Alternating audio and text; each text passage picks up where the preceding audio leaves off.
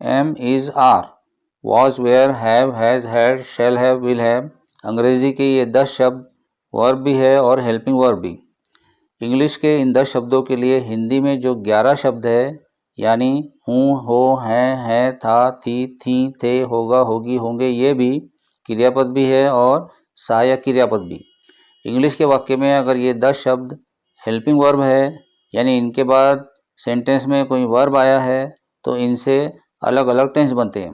हिंदी के वाक्य में भी अगर हूँ, है, हो, था, थी, थे, होगा, होगी, होंगे ये शब्द सहायक क्रियापद है यानी हिंदी के वाक्य में इनके पहले कोई क्रियापद है तो इनसे हिंदी में अलग अलग टेंस बनते हैं। इंग्लिश के वाक्य में इन 10 शब्दों के बाद कोई वर्ब यानी क्रियापद नहीं है तो ये स्वयं वर्ब होते हैं।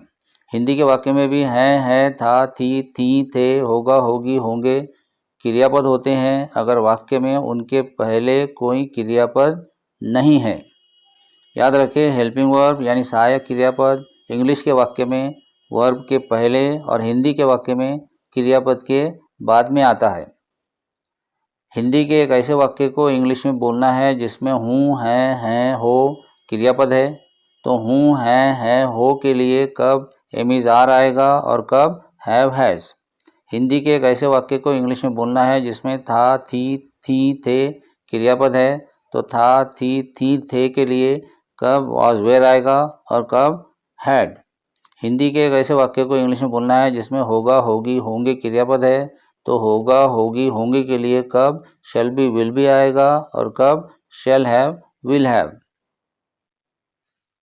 इन तीनों प्रश्नों का उत्तर हिंदी के वाक्य में अगर कर्ता के बाद के पास या का, की, के, को आया है या मुझे, हमें, तुम्हें, उसे, उन्हें इनमें से कोई एक कर्ता है या हिंदी सर्वनाम का पॉजिटिव रूप जैसे मेरा, तुम्हारा, उसका वगैरह करता है तो इंग्लिश में sentence have, has, had, shall have, will have का होगा।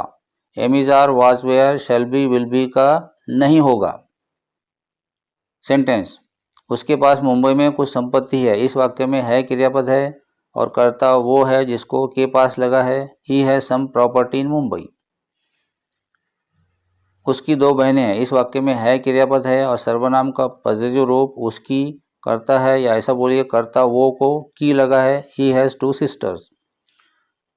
उनका इस योजना को विरोध है, इस वाक्य में है क्रियापद है और सर्वनाम का पॉजिटिव रूप उनका करता है या ऐसा बोलिए कर्ता वे को का लगा है। They have objection to this policy.